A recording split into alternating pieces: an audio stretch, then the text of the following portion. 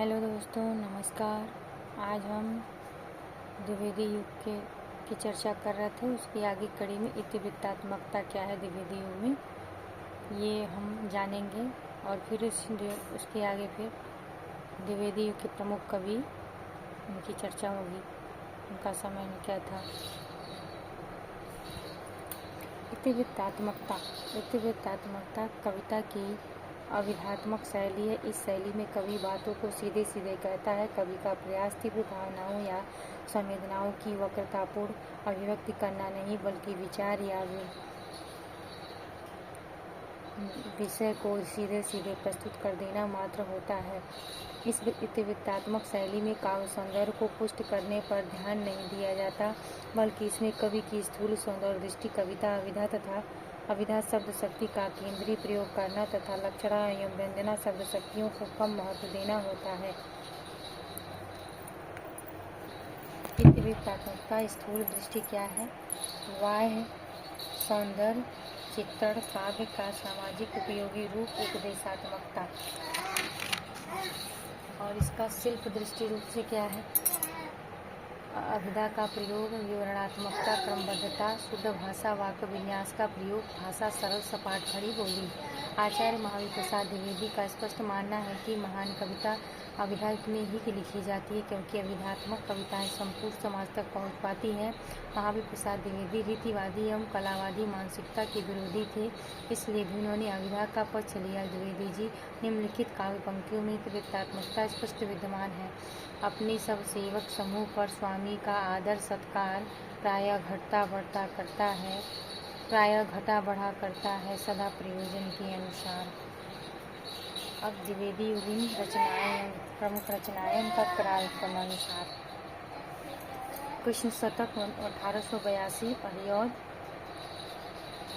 रसिक रहस्य 1899 हरिऔध, कश्मीर सुषमा 1904 श्रीधर पाठक, रंग में भंग 1909 मैथिली शरणगुप्त, जयद्रथ वध 1910 मैथिली शरणगुप्त, भारत भारती 1912 मैथिली शरणगुप्त, साकेत 1931 मैथिली शरणगुप्त, यशोधरा 1932 मैथिली शरणगुप्त, द्वापर 1936 मैथिली शरणगुप्त, जय भारत 1952 मैथिली शरणगुप्त, विष्णुप्रिया 1957 मैथिली शरणगुप्त।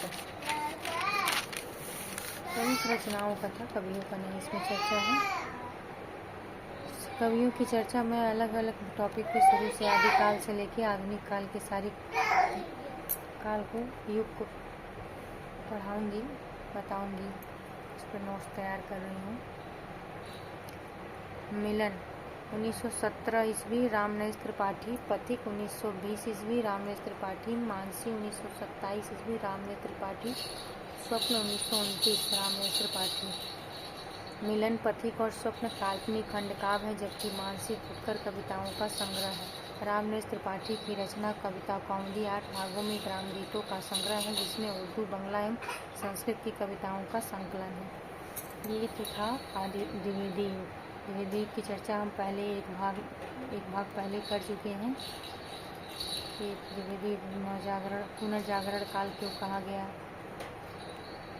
और इसमें द्विवेदी युग में महावीर प्रसाद द्विवेदी और सरस्वती पत्रिका का क्या योगदान रहा, सरस्वती पत्रिका का संपादन कब से हुआ और कब तक रहा, और कौन कौन संपादन का कार्य संभाला, ये सारी चर्चाएं हम कर चुके हैं। अब हम आगे छायावाद पे चर्चा करेंगे अगले युग में।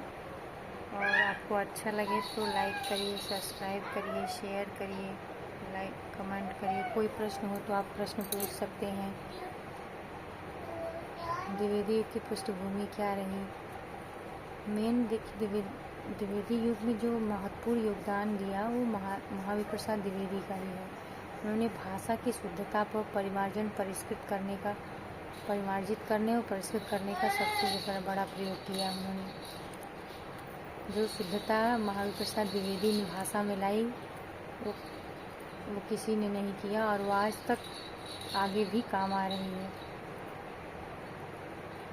भारतीय युग में भी भाषा का प्रयोग हुआ, लेकिन उसमें शुद्धता नहीं थी, क्योंकि उनका मानना था महावीर प्रसाद द्विवेदी का कि सरकार भी तो कर रही है, हमारी भाषा को समृद्ध करने के लिए, लेकिन हम हर व्यक्ति का भी एक उद्देश्य होना चाहिए, एक एम होना, लक्ष्य होना चाहिए कि हमें अपनी भाषा को प्रचार प्रसार बढ़ाने के लिए उसे व्यवस्थित, शुद्ध और परिमार्जित ढंग से प्रस्तुत किया जाए, उसको सुदृढ़ बनाया जाए अपनी भाषा, हिंदी भाषा को। हिंदी साहित्य में भाषा को शुद्ध से परिमार्जित परिष्कृत करने का सबसे बड़ा योगदान महावीर प्रसाद द्विवेदी को ही जाता है। ठीक है, अभी इसकी चर्चा हो चुकी है, अब आगे छायावाद पे करेंगे। धन्यवाद, आपका दिन शुभ हो।